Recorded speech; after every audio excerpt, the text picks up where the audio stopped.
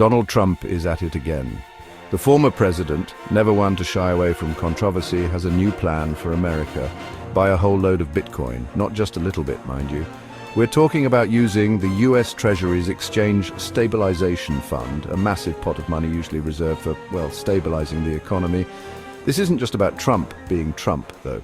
All over the world, countries are starting to eye Bitcoin with a mix of curiosity and trepidation. Some, like El Salvador, have gone all in, making it legal tender. Others are dipping their toes in, buying up smaller amounts as a hedge against inflation. Trump naturally wants America to be first, to be the biggest, to be the best. He sees Bitcoin as the future of finance, a way to stick it to China and cement America's place as the world's economic superpower. But is it a gamble worth taking? Before we answer that, let's talk about the Exchange Stabilization Fund, or ESF for short. This isn't your piggy bank for a rainy day, it's more like America's financial fire extinguisher, designed to be used in emergencies to prevent economic meltdowns.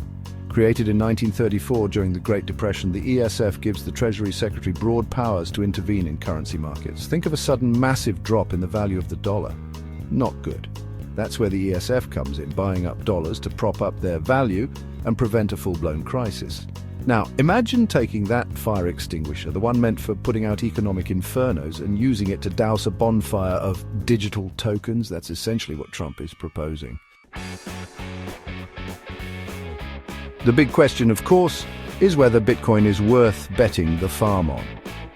Proponents call it digital gold, a decentralized, secure store of value that's immune to government manipulation. They point to its limited supply. Only 21 million Bitcoins will ever exist, and its growing acceptance by businesses as reasons for optimism. Critics, however, see Bitcoin as a volatile, speculative asset, more akin to a casino chip than a reliable currency. They point to its wild price swings. Remember the crash of 2021? And its use in illicit activities like ransomware attacks as reasons for caution. So, is Trump's plan risky or revolutionary? The truth, as is often the case, lies somewhere in between. There's no doubt that Bitcoin has the potential to disrupt traditional finance, but using the ESF, a tool designed for stability, to buy into such a volatile asset is a gamble, plain and simple. What happens if the price of Bitcoin tanks, taking a chunk of the ESF with it?